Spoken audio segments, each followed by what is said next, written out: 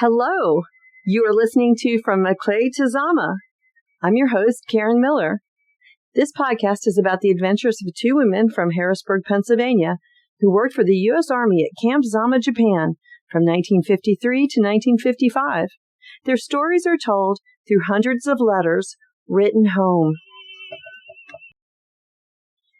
Episode 29, Daisy's Demise, letters 84 to 87. In the last episode, I conjectured that something was up with Peg. Apparently, I was correct. She had a moral dilemma and was struggling with it and didn't want to tell her parents. You will hear after letter 85, just included the entire second letter in the envelope when she decided to tell them. So she wrote them a letter and then just suddenly wrote them a second letter and then put them both in the envelope. I'm shocked sometimes about how much I think and behave like her. And this just kind of goes to prove it. Well, let's get started with the letters. Letter 84 from Peg, written February 24th, 1954. Camp Zama. Dear Mother and Daddy, I have a real bad case of spring fever. The weather is like spring, a little nippy but sunshiny. Things are pretty quiet around here this afternoon, so I'll take advantage of it and rattle off a line or so to you. I'm real sorry to hear that Blondie isn't so very good. Poor little thing. I hope she doesn't mind being sick too much. I know that you two will do everything you can for her, and I just wish I could do something too. I guess she's just run down and old. Last night, Fran stopped in my room for a minute and stayed for over an hour, and we talked about her cat and my two dogs, Blondie and Doc. I'll take dogs any day. I guess Bern wrote to you last night and told you about our weekend at Karazawa. It was lousy. We got lots of rest, and the only thing good about it was that we know not to ever go there again. The food was horrible. Some of the girls went up to Fuji View, where we spent Christmas, and they had a wonderful time. We're planning to go up there next month, and I certainly hope we have fun then. April, we're going to take annual leave and go to Kyoto. Maybe in May, we're going to Nikko, which is supposed to be a beautiful place with lots of shrines. We have something planned for June, but I forgot now what it was. After weekends, like last weekend, we wonder whether it was worth it. It's such a struggle to lug suitcases on trains, buses, and more trains. And by the time we're home, we're positive we're not going anywhere again. But we always do. There were a lot of dependents at Karazawa last weekend, and they just don't like DACs any more than we like them. There's really quite a caste system in this army, and the dependents and DACs don't mix, except in rare instances. Bern has some dependent friends who are very nice, but in general, their views and way of living are so different from ours that there's hardly anything we have in common. The one thing that irritates me the most about them is that they don't travel as much as we do, and even a simple trip to Tokyo is a major undertaking for them. One day, Mr. Brown and his wife wanted to go to Kamakura, and you would have thought he was going to Mars. Such a time with calling about train schedules, where to stay, where to eat, etc. We DACs just get on a train and go. As simple as that. Some dependents have been over here for months and have never even been to Tokyo. The only reason we DACs can get around so easily, though, is that we can't stand staying in camp over weekends, so we just pack up and go someplace. Gee, I'm sleepy. I think I'm going to have to pay about $180 in income tax. Ain't that a buster? I haven't figured it out exactly yet. I'll let you know so that you can tell me if I have enough money to pay it. Oh well, who wants a big fat bank account? Speaking about money, Bill Markovich is a male DAC who came over with us, and the gals swear he has the first nickel he ever made because he's so miserly. He ate breakfast with Vern and I one morning, and I think I must have soured his food immensely. He said, "How would you like to be my boss and be a GS-12 with all that money?" I told him that I really didn't care whether I had $100 or $1,000 in the bank, and I was quite sure when the time came for my will to be read that no one would fight over my estate because there wouldn't be anything to fight about. I also told him that a fat bank account didn't mean a darn thing to me, just so I wasn't going hungry, and that I had enough of the necessities and a few luxuries to keep me happy. Well, poor Bill. It was almost more than he could stand. He's the kind of guy that said to me one night at the club, "I want you to dance with me," instead of "may I have this dance." Big jerk. Bert and I have decided that he's got a crush on me. I wish he'd ask me for a date or sometime because I'd really go through his money in a hurry. No, I don't think I could stand it, even to see him spend money. This Gray Ladies thing is killing me. Only tonight and tomorrow night, and then we'll be oriented. You know that the Gray Ladies are part of the Red Cross. Monday night, the instructor spoke for 3.5 hours after knocking ourselves out to get back from Karazawa in time, and about how wonderful the Red Cross is, etc., etc. Well, I just can't see it, and the 4 of us from our billet talked about it on the way home. Byrne said that she knows the funds for the Red Cross come from the voluntary contributions, but the Red Cross doesn't give away anything for free. One of our jobs is to push around a cart with various comfort articles like soap, toothpaste, shaving cream, etc., and we were under the impression that they were free of charge.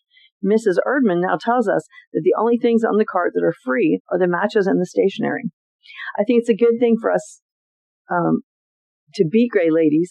The fellows in the hospital enjoy us talking to them and playing cards. But as far as being a booster for the Red Cross, I just hope they don't ask me how I feel about it, because I'll have to lie to them and tell them I think it's a good thing. Did I tell you I got back the first roll of film taken with the new camera? They turned out quite good. I didn't know what to look for or how to judge them, but Katie is an expert on them, and she said if they all turn out as good as the first ones, I don't have a thing to worry about. The kids sound just darling. How I'd love to see them. I had a date with a Navy officer on Friday night. It was a blind date. He was hateful. He was so sarcastic that I just handed him back remark for a remark all evening. The girl who got me the date said she was so glad because she had seen him when he was real nice, but he was in a very bad mood on Friday. We went to Atsugi, and Red Dog had called me for a date, too, but I had already accepted the blind. So after Jerko kept insulting me, I got fed up with him and went over and asked Red Dog to dance with me. I never would have done it if he had been nice, but I wanted to insult him a skosh too. And I think I succeeded. I'll take the Marines any day. I made my last trip to the dentist yesterday. He filled 2 more teeth, and this time he gave me Novocaine. I'm real glad it's all over for a while. Well, not much other news at present. It's only 1500, 3 o'clock, and I don't have anything to do. Maybe I'll type some more letters. Colonel Van Tool just left on another trip up north until next Tuesday. Boy, you should have heard the bull flying around here this morning. I told him how much I was going to miss him when he leaves to go home, and he said he would really miss me too. And then he said he has never heard anyone say such lies with a straight face. And I told him it was the absolute truth. Then we went down to the snack bar and he bought me a Coke. He's a character. Anne and her husband have finally found a Japanese house to rent. They aren't eligible for government housing. She was telling me about it this morning and has invited me to spend a weekend with them when she gets it fixed up. Won't that be fun? She's going to cook sukiyaki for me. Well, that's really all for now. Take real good care of yourselves. It sounds from your letters that 526 is still as busy as ever, but just don't do too much, you two. Letter 85 from Peg, written March 1st, 1954, Camp Zama. Dear Mother and Daddy, I was going to write you at work today, but I had a pretty busy day for a change, so here I am, chicken scratching again. I'm so sorry to hear about Blondie. Vern and I both feel real badly about it, but we feel sorry for you because you'll miss her more than we will since we've been away. She was a darling dog and had a terrific personality. At least we'll all have pleasant memories of her. And 2, the little rascal knew we loved her because we did spoil her so much. Excuse me, please, while I shed a few tears. I'm okay now. Today we each got a box of Valentine candy from the Sunshine Committee. Wasn't that nice? I'm going to get off a thank you note tonight. Right now, I'm waiting for the dressmaker. We've had lovely spring weather, and I'm going slap happy over clothes. I got some more fabric on Saturday. I'll send you a piece of the material and the picture after it's made. I'm also going to have a 2-piece silk shantung and some cotton dresses made. I had a date with Red Dog on Thursday night after Gray Ladies and one on Friday. He's so nice. He and the fellows in his gang are spoiling me terribly because they're so much fun and they're so nice. But brother, do they ever razz me about being short. On Friday night, he made me stand beside a fellow who's 6'6", and later I had to stand beside a colonel who's about a foot taller than I am. It's lots of fun. Saturday, Burr and Mary and I went shopping in Yokohama, ate at Joe's, and then went to see The Moon is Blue. Sunday, we took a walk through Zamatown and took pictures. Then we ate up at the club. Oh yes, we went to church on Sunday. We have our first Gray Ladies assignment next Sunday afternoon. I'm so glad the classes are over because it was really a rush to go down there 3 nights a week. Vern just dropped in and asked what to do about the empty cans. There just isn't anything from this place to send in the line of food to send back to you. So unless you really want them, we'll give them to someone over here. It seems kind of silly to send them back empty, but if you really want them, we'll do it. Please answer soon. I'm back at my old job of volunteering again. Anne is rather swamped with work because Lieutenant Israelov's replacement isn't much good right now. So I'm helping her out in my spare time.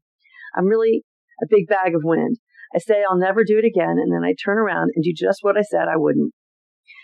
One of the Marines in the outfit, Warrant Officer Ray Throckmorton, went home today, and he lives in Washington, D.C. If he ever drops in, please make him welcome. And I told him you were good cooks. He's a real nice person, and he goes to Harrisburg once in a while. Daddy, I'm glad your cold is gone. Mother, it's good news to hear your legs are better. Keep it up. But I could just shake you when you say you hate to get new things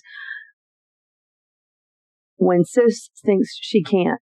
Look at all the years when you didn't get anything, and you two still don't have a television, if that's any kind of goal. I want both of you to be all decked out for Easter, so don't be silly. That was a nice picture of Uncle John and Aunt Alda, but I just can't imagine 60 years with one man. Wow. Frankly, I'm jealous. I still think that's a heck of a long time. When I get a minute to type, I'll do better. Tell everyone I said hello. Love, Peg. This letter was also in the envelope, guessing for privacy from the letter-reading relatives. I wasn't going to tell you, but I might as well. I wish I could be secretive and mysterious, but everyone in Zama knows practically every thought in my head. I wrote and asked Jim about what he was going to do about declaring the house on the income tax form. I got an answer from him last week, and he said he was going to forget about it because Norm only declared one of his houses, and he never heard anything about it. He said if I do decide to declare it, which he hopes I won't, I should make the purchase price equal to the selling price, and then I won't have to pay anything. He said I should list such items as fire screen, traverse rods, new paint job, upstairs construction, shrubbery, storm windows, and Venetian blinds. I'm going to get a fellow in the office to help me with it tomorrow, so maybe between the two of us, we can get back that $185 down a little bit. But I'm still going to declare it. I sure wish Jim would grow up, but doesn't sound like he ever will. I was telling Red Dog about how much I'll have to pay, and that Jim said not to declare it. I asked him what he would do, and he said, well, Peggy, I don't really know that much about, but I've always found that honesty is the best policy. He told me to do what I thought was best, and then I realized that even if they never did catch up with me, I'd always know that I was dishonest. So the hell with Jim. The more I see how these people live over here, the more thankful I am I'm an American and can pay taxes. Do you understand what I mean? So now my brain is cleared out again for a while. Margaret. And I just want to say that when I get something off my chest, so to speak, I also feel that my brain is cleared out feeling. Number 86 from Peg, written March 8th, 1954, Camp Zama. Typed on Katie's typewriter. Dear Mama-san and Papa-san, I'm waiting for the dressmaker. I got some green silk shantung material on Saturday, and I want to give it to her tonight. Also, she'll have the pongee ready for me to fit. I think my clothes look real sharp over here, the ones I have made, but they'll probably look very homemadey when I get back there home. However, having them made is still better than trying to find something in the PX. Well, I'll get on with the news, if that's what you can call it. Monday and Tuesday nights, I stayed in. Wednesday night, I had a date with that civilian who works for Grumman Aircraft. It was most dull. The only thing that livened up the evening was that we ran into Throckmorton, the Marine I told you to stop by to visit you. He was due to leave by air on Tuesday. He was told he was going to by ship, and so he had an extra night in Yokohama. I never in my life saw anyone hate to go home as much as he did. He's a real grand person, and I talked and laughed more with him than I did with my date. Oh, well, you can't win them all. I can't remember what I did Thursday night. Friday, Vern and I took off to Yokohama right after work, neither of us having dates for the evening. And we ran across Beener, the Marine she's dating, and a fellow who Beener was showing around because he's new to the squadron. He's a real cute kid, and we had more darn fun. I asked him who he lived with, and he said, oh, Beener and Red Dog.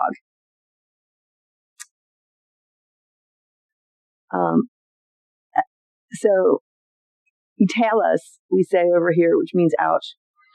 I don't really care because it's a free world, and we did have loads of fun, and frankly, I don't care whether he cares or not. I'm really having a good time just gadding around, and I can't be bothered with anything serious. Saturday, I went to Yokohama and did a skosh shopping and came home. Byrne had a date with Beener that night, so I went up to the club here at Zama with two of the gals. Would they ever be flattered? They're about 50 years old. I had a fair time, and a captain asked me to go square dancing with him tomorrow night, but I'm going to Grey Ladies instead. We went down to the hospital yesterday for our first tour as Grey Ladies. Neither one of us felt like going. In fact, we griped about the Red Cross the whole way down. So when we got there, Mrs. Erdman took us through some wards with our carts of books and magazines. Before we started, she told us that one patient that we would see was quite a problem. He whines all the time and is most uncooperative. When we got to him, she asked him if he felt like playing cards. He whined out, "Well, I guess I do." So being the stinker that she is, Byrne said I was a much better card player than she was.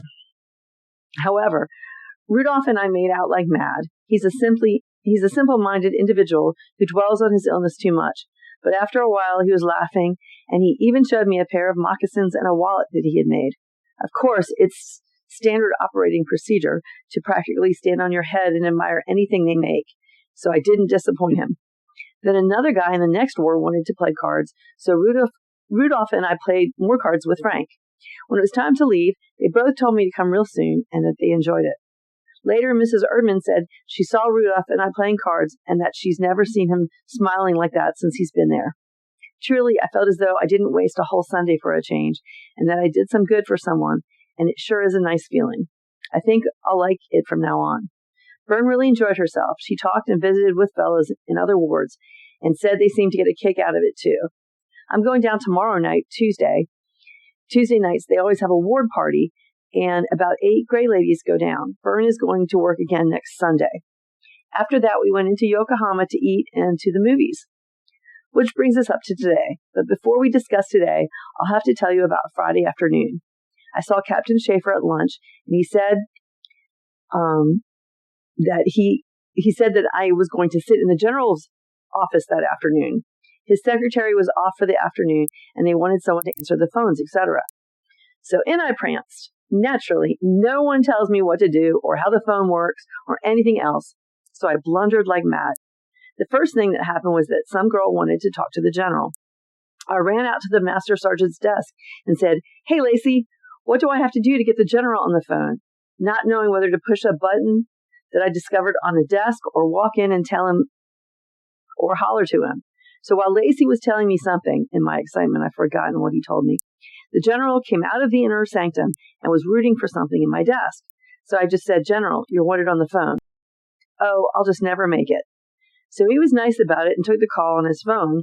Well, thinks I, he's not such a bad Joe.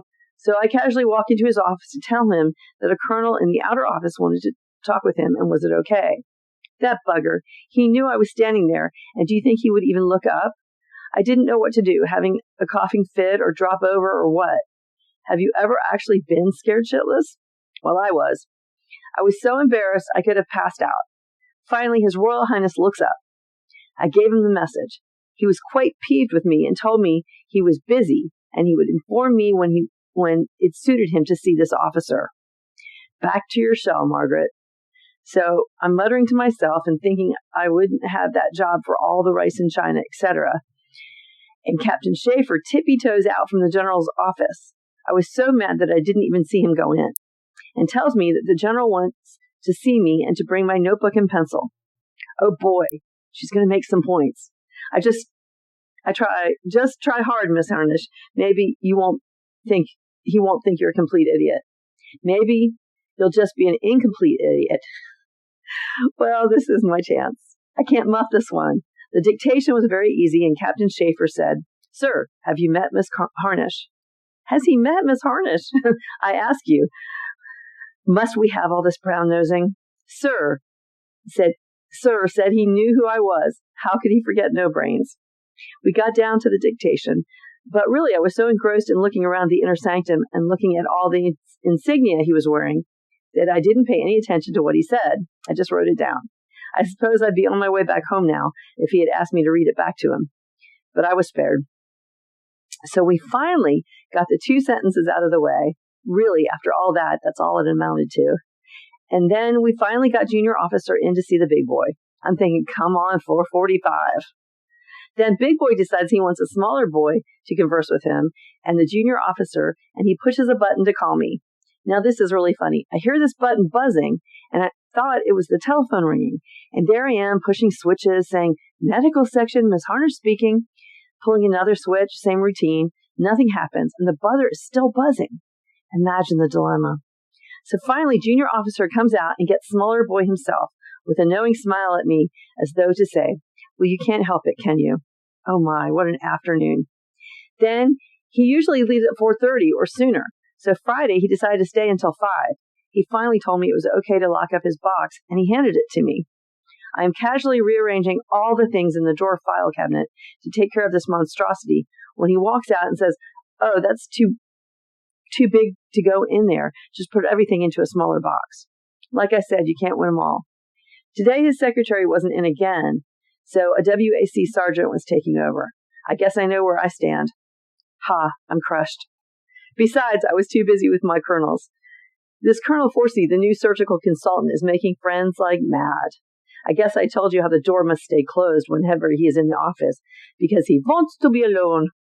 Naturally, liking him as much as I do, I run through the office and bang the doors as loud as I can, and as many times as I can during the day.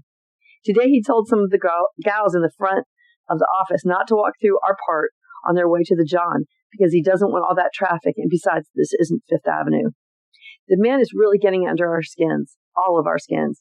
He won't be in tomorrow, thank goodness. Before I forget it, Mother, will you do me a favor? Down at Schlesinger,'s, I have a card under the name of Margaret Harnish or Margaret Cameron for the face powder that I have blended just for me. Will you please have them make up another large box of it? It's Charles of the Ritz. Also, please send me a large bottle of their skin freshener. Take the money out of my account. Also money for the postage. I really appreciate it. While you're there, why not take a look around at the dresses? Maybe you'll find something that you like. And really, they aren't so terribly expensive. Not what you'd think. Oh, they do have some outlandish things, but some things are quite reasonable. Now, we certainly did not forget about Shrove Tuesday. That, along with a few grunts, sighs, and groans from me, as per usual, consisted of our breakfast conversation with Vi and Oma that morning. They make me so darn mad. Every morning they comment on my appearance and whether or not I have a smile on my face. A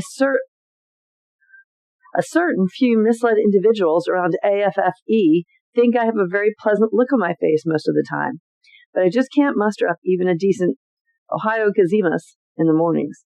If you just think back to the scintillating conversations I put forth when we all ate together, you'll know what I mean. So we don't always eat with them, thinking they'll miss us much, that they'll take the hint. The next time we eat with them, it's the same thing. I look good or I look awful. Did I have a good time the night before? Because it sure looks like I didn't get enough sleep. Oh well, at least I'm learning all sorts of patience these days. In fact, I'll be so docile. That's a good word, isn't it, John? When I get home, that you'll think I'm a completely different person. I got a letter from Betty Cameron today, thanking me for the card and hanky I sent her for her birthday. She said she's going down to Texas to see Ken graduate in May. The poor soul, she said that when she comes home, she's really going to look for a place of her own to live, with Dan, of course, and that if she just hopes and prays enough, maybe she'll be lucky enough to someday have such a place. I don't know of anyone who I'd like to see get what they want more than Betty. She has wanted to be by herself for so long. She told me that Jim is working for Dissinger these days, having quit Hares, and that Kleiny is his boss. I'll bet Millie is just about ready to pull her hair out, because she always did think that Jim was a bad influence on Kleiny. Excuse me while I do some real nasty catty chuckling. Pete has written to us about Pepper. That's a darn shame, especially with both of them about the same time. I had a dream the other night. It was all mixed up, but Blondie was in it, and I woke up crying. I guess maybe the sad news didn't really get through until that night in my sleep. Sorry to hear about the folks who are under the weather. Please give them my regards. Vern said she got the package today with her sweater and some pretzels in it. Good for the pretzels. I'm going to eat some more. Skosh. Well, it's about 8 o'clock and my dressmaker hasn't come yet, so I guess I'll scout around and look for her. I just love your letters. We got one from Duff, but it wasn't too interesting, although they sent a picture of Susan, which we appreciate. Take care of yourselves and don't do too much. By the way, polyclinic sounds pretty nice these days, and don't think I have anything but the fondest memories for it. Did you ever hear that old saying, which we repeat to ourselves about 20,000 times a day? What is hard to endure is pleasant to remember. Ain't that the truth? That's polyclinic for me right now. Love, the young one. P.S. She won't be young so much longer. April 3rd is the day, and all I want is more pretzels and stockings. Dozo, please. Letter 87 from Byrne, written March 8th, 1954. Hi, chums. I'm afraid I've been neglecting you lately. Hope you received a letter from Peg this week, or else you won't be getting any, because I didn't write last week. Reason? Absolutely nothing to say. That is nothing that wasn't a gripe, complaint, or inanity. Can't say that this will be much of an improvement, but I'll try. Now, if you are interested in book reviews, I could probably give you some good ones, because in the last several dull weeks, me and the Special Services Library have become buddies. If you do get a chance, read Wild Place by Catherine Holm.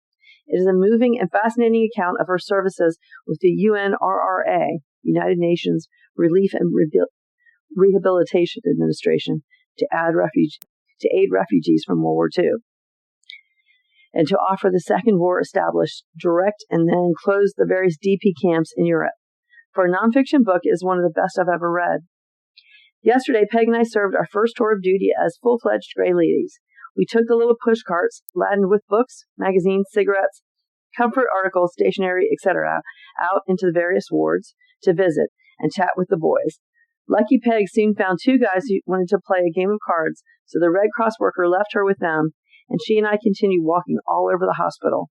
I haven't been so tired since my Girl Scout hiking days. But at 4 o'clock, when we were finished, we went on into Yokohama to have a good meal, and I soon revived.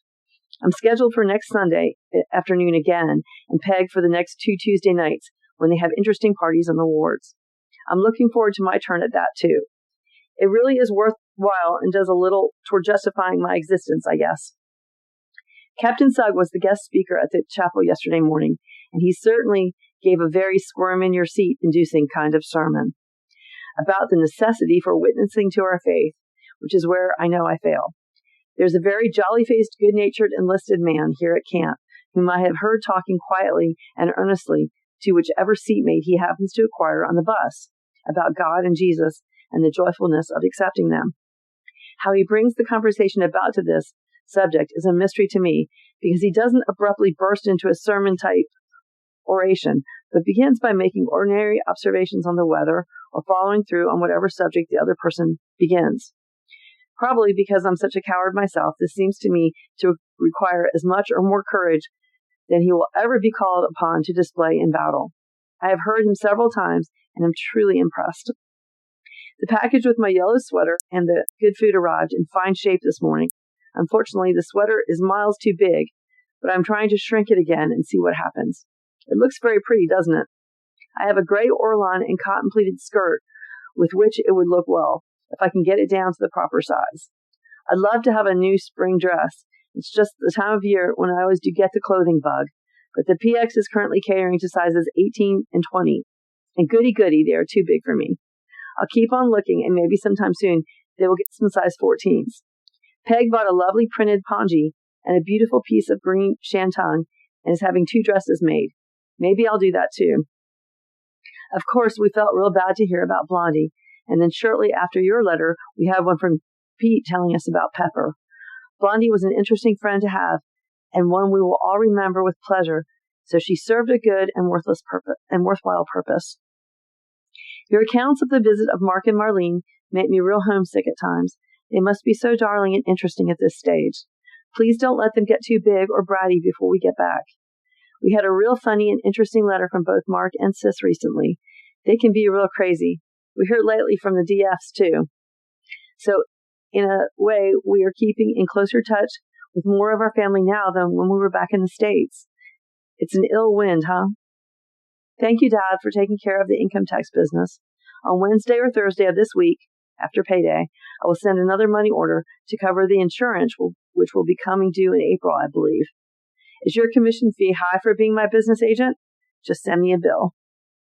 No, Helen, I don't know any more than you do about when Esther and Jim's baby is due. From my recollection of what she said in a letter, I would guess March or April, though.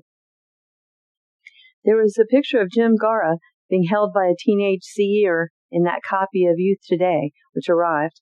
Of course you saw it. Don't you read them when they arrive? Please do, because by this time you must know as many or more of the Pennsylvania CE crowd as I do. He looks like a fat, jolly boy all bundled up in a snowsuit. I'm looking forward to getting acquainted.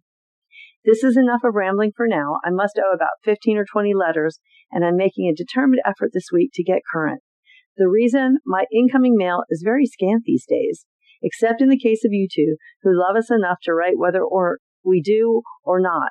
It's a case of, to get a letter, you must write a letter. Once I get started, I can answer 3 or 4 in one evening. It's the original push to get started which is difficult. Lent is a good time to rediscipline myself, though, huh? Talk us in love to both of you. Burnside. Letter 88, written the 15th of March, 1954, from Camp Zama. Dear Mother and Daddy, this is another dull day. I was scoshy busy this morning, but it's very quiet now. Colonel Saller is going back home tomorrow, and he was awarded the Legion of Merit this morning. All the guns in the section were invited to the general's office to see the LOM presented, and Elizabeth and I were invited too, because we work for him, etc. Imagine my intense, utter amazement and pleasure when the general himself said, "Good morning" to me, and me alone, when I walked in. No brains. He does remember me. He's probably so relieved that Marge is back on her job, and he doesn't have to put up with me and my goof-offs. This presentation of awards is a racket. It's standard operating procedure for every officer who leaves the command to be presented with something. If he's a colonel, he gets a Legion of Merit. Lower grade officers get a Bronze Star or sometimes a Commendation Ribbon.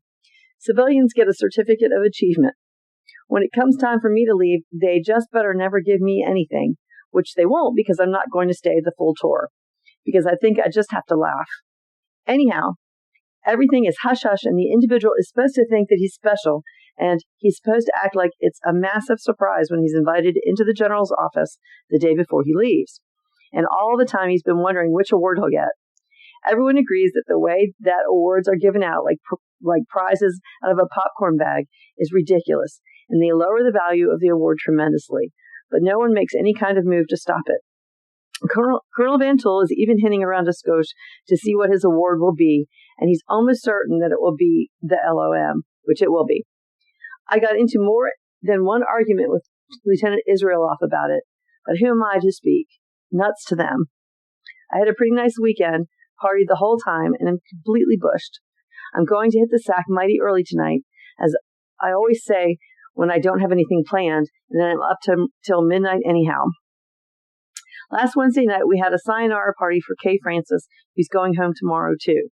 Friday night, Red Dog Squadron had a party here at Zama. Saturday and Sunday was buzzing around to parties, too. It's fun, but I'm glad it's Monday. I really do get tired of seeing the same people and going to the same places, but probably Wednesday or Thursday I'll be ready to go again. Your letter I got today wasn't too cheerful. I'm terribly sorry about the folks who are ill, and I feel so helpless.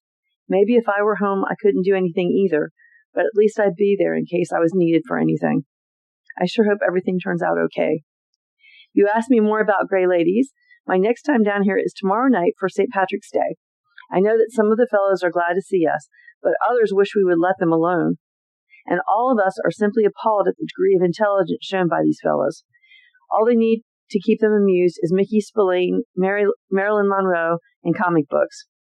One of the Red Cross gals told us that it was revealed that for every 10 men in the Army, one had only gone as far as 4th grade.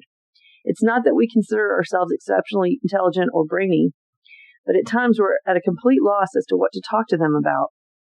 Anyhow, I guess I couldn't do half as good a job in war as they do, but I'll bet you I'd come close to it. However, if I soon don't come home and get a decent job, I won't be able to hold down a stateside job. I'm really ashamed of myself when I think of how I've lost all initiative and enthusiasm about my work. And it makes me mad because evidently these folks think I'm doing okay when I know I could do so much more.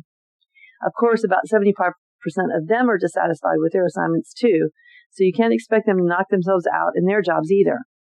I still haven't gotten an answer from Jim to the letter I wrote him about sending me a copy of his Schedule D. He'll probably send along a box of poison or something, but at least I know I've done the right thing. Maybe he won't even send it. Americans working overseas don't have to turn their returns in till the 30th of June, so I'll wait a while longer.